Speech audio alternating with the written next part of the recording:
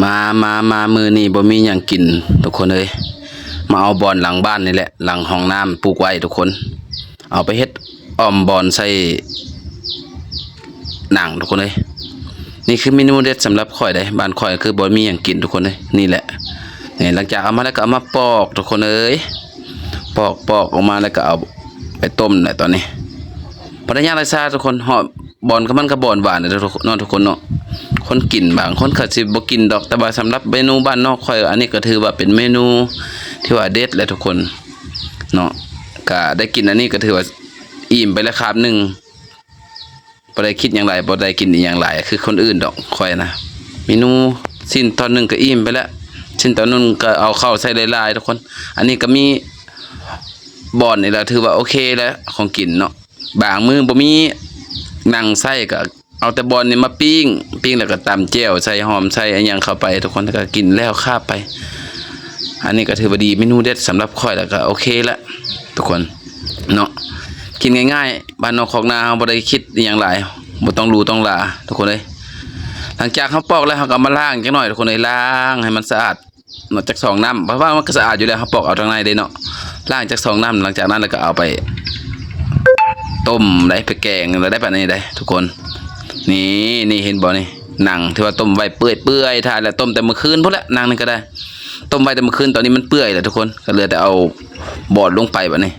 เอาบอดลงไปทุกคนหลังจากเอาบอดลงไปคันมันเปื่อยอย่างแล้วก็เอามาปรุงแล้วก็กินเลยได้ทุกคนบ่ได้ยากพิซซ่าหยังใด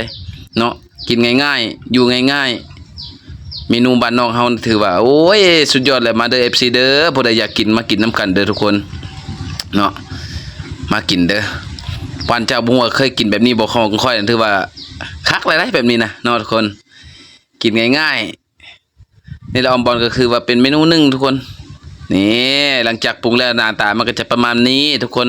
มันก็เป็นตากินขึ้นมาเลยบัดนี้เนาะได้เวลาแล้วทุกคนมาเด้อมากินน้ำกันเด้อนี่ก็แกงบอนทุกคนบ่แม่นอ้อมดอกคันว่าอ้อมมันก็ต้องน้ำน้อยๆอันนี้ค่อยใส่น้ำหลายๆจักหน่อยสดน้ำกินมันก็แซ่บมันหวานดีนะหอมบ่อนบ้านเฮาบ่อนหวานนะคอยมาปลูกหลายได้อยู่นี่คอยก็ปลูกอีกหน่อยนึงอีกแล้ว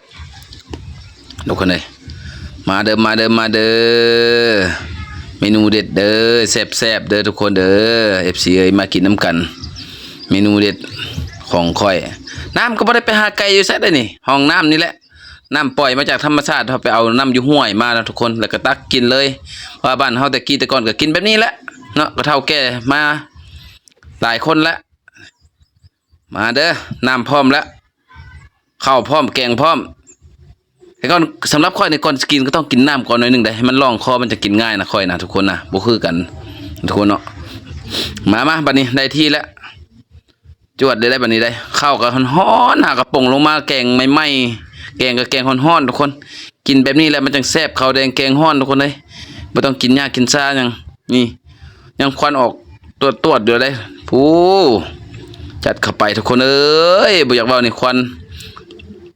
แซ่บแล้วกินแบบนี้ทุกคนผู้ว่าเจ้าเคยกินคือค่อยบ่ฉันกินแบบนี้มันถือว่าคักหลายเลยแหละอ้ายฮ้อน FC อยากฮ้อนได้จักหน่อยจะว่ากันเนาะเพราะว่าคันกินแบบนี้มันก็จะได้รสชาติไปแบบนึงน่ะทุกคนคันเฮากินเย็นๆมันก็จะเป็นรสชาตินึงอีกได้กินฮ้อนๆแบบนี้มันแซ่บกว่าทุกคนค่อยมากินหอมๆแบบนี้แหละมันจะว่าจังได๋มันจะได้ฟีลที่ว่าเลยหั่นนะ